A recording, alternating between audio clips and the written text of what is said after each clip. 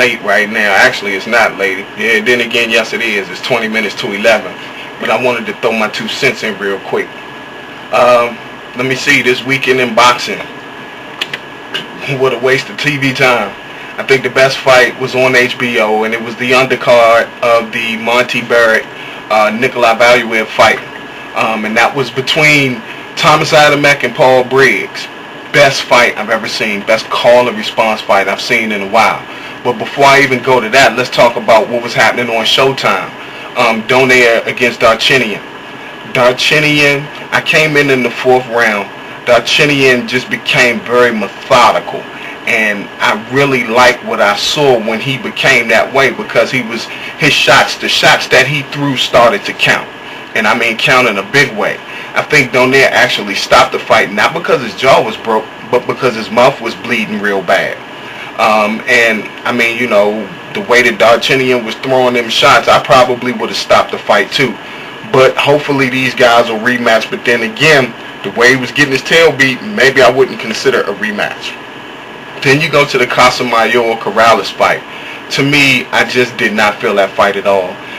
The guys started out slow. They both seemed like they were more cautious about getting hit than they were about just doing the fight.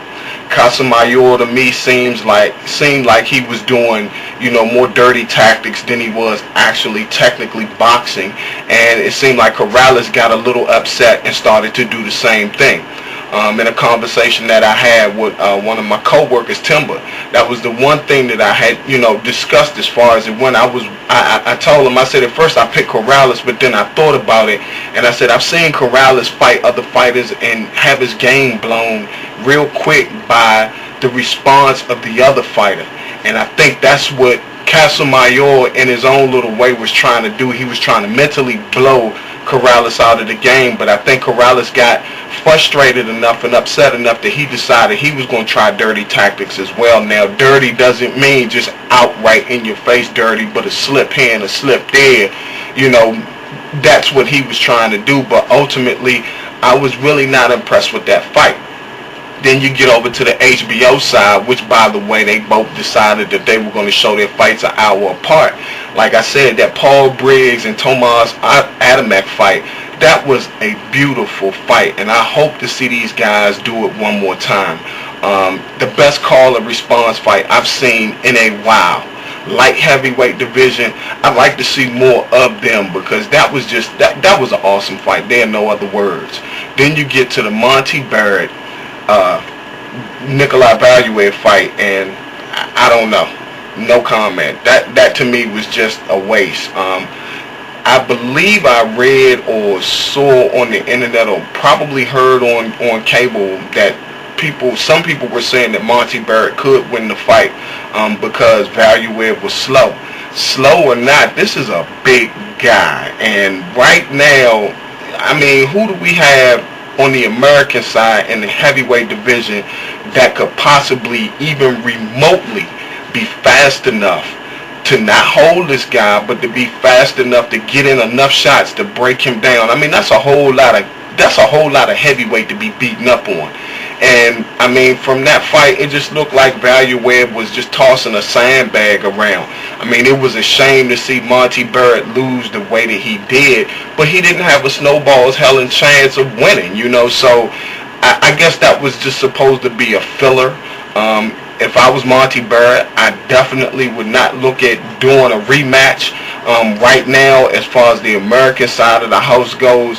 If we can just get one of the Eastern Europeans, because mind you, all 4 heavyweight titles are held by Eastern Europeans. If we can get one American to catch one heavyweight title, maybe then we might see a unification. But I don't really believe that, you know, right now they're going to have a unified champion. And I think that's probably what's missing out of the heavyweight game to make it a little bit more competitive. We don't have a unified champion, so you have your little bits and pieces of fights, a title shot here, a title shot there, but I mean, you know, only time will tell. I want to thank you all who have sent me emails wondering where I've been. Everything is all good. Brother is doing some things on this end, and I hope to be doing much more, and I hope you will see me much more. For those of you that don't know, if I'm not doing videos, you can always go to Ring Around the World, which is at www.seaniemo.com/RATW, and I have stuff going on there, you know, to keep the time slot filled up. Congratulations to YouTube for the sale to Google. Hopefully those of us who have accounts and that are doing some legitimate stuff, we managed to keep our accounts. I wish them much success.